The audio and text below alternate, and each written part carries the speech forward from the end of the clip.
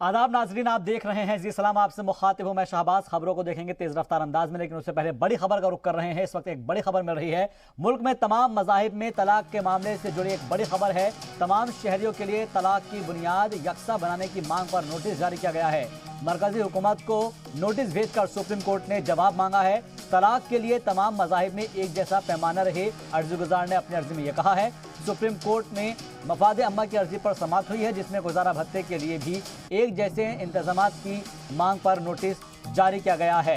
तो इस वक्त ये बड़ी खबर और अहम खबर तमाम उन लोगों के लिए जो कि हर किसी मजहब से जुड़े हुए हैं। ऐसे में तमाम मजाहिब के तलाक के मामलों से जुड़ी ये बड़ी खबर है, जिसमें तमाम शहरियों के लिए तलाक की बुनियाद यकसा बनाने की मांग पर नोटिस जारी किया गया है। मरकजी हुकूमत को नोटिस भेजकर सुप्रीम कोर्ट ने जवाब मांगा है और खास तौर पर यह कहा गया है कि तलाक के लिए तमाम मजाहिब में यकसा में सुप्रीम कोर्ट में मफाद अम्मा की अर्जी पर समाअत हुई, जिसके बाद गुजारा भत्ते के लिए भी एक जैसे इंतजामात की मांग पर नोटिस जारी किया गया है।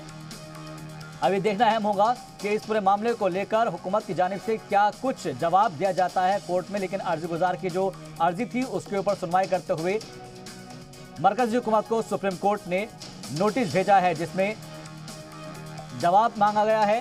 खासतौर पर इसलिए क्योंकि मुल्क में तमाम मजाहिब के मामले जो हैं तलाक से जुड़े हुए, उसी से जुड़ी यह खबर है कि तमाम शहरियों के लिए तलाक की बुनियाद यकसा बनाने की मांग पर नोटिस भेजा गया है और मरकजी हुकूमत को नोटिस भेजकर सुप्रीम कोर्ट ने जवाब मांगा है।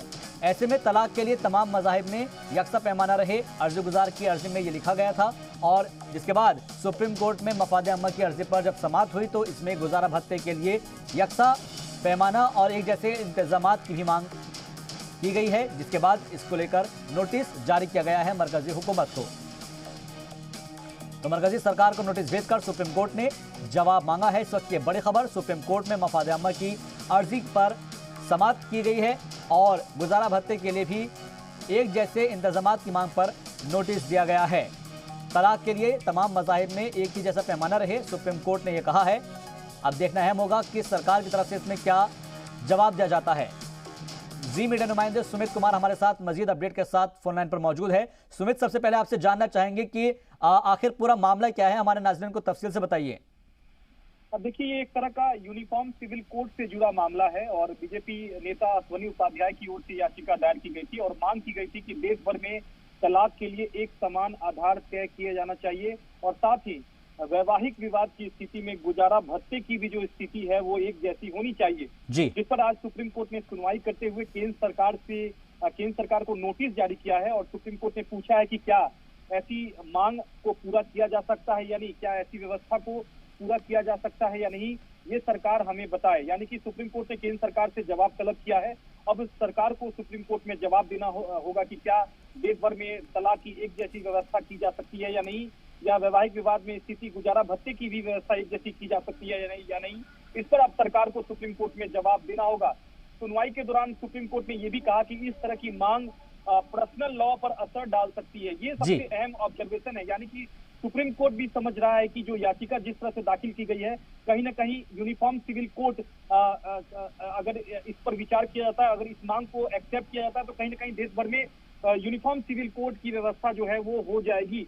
इस पर सुप्रीम कोर्ट ने कहा कि इस तरह की मांग पर पर्सनल लॉ पर असर हो सकता है और हमें सावधानी से इस मांग पर विचार करना होगा। ये ऑब्जर्वेशन जो है वो चीफ जस्टिस का था और इसी के साथ सुप्रीम कोर्ट ने केंद्र सरकार को नोटिस जारी कर जवाब तलब किया है। अब सबसे अहम बात है कि सरकार सुप्रीम कोर्ट में क्या कुछ जवाब देती है, क्या सरकार इस पर हामी भरती है जिस तरह से बीजेपी प्रवक्ता सुमित, कोर्ट ने कितने दिनों के अंदर जवाब मांगा है?